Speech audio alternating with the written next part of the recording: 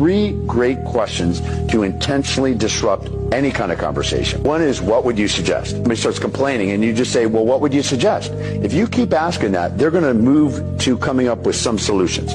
The second is, what would it take for you to agree? What would it take for you to agree?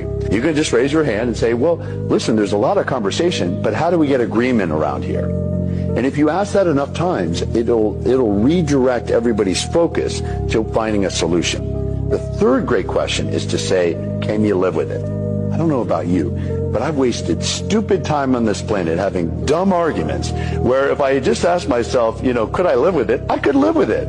And so often we just need to raise that in a meeting where somebody's just all hung up on something small, and you just have to say, can you live with it? Incidentally, if they say they can't, you go back to question one. What would you suggest?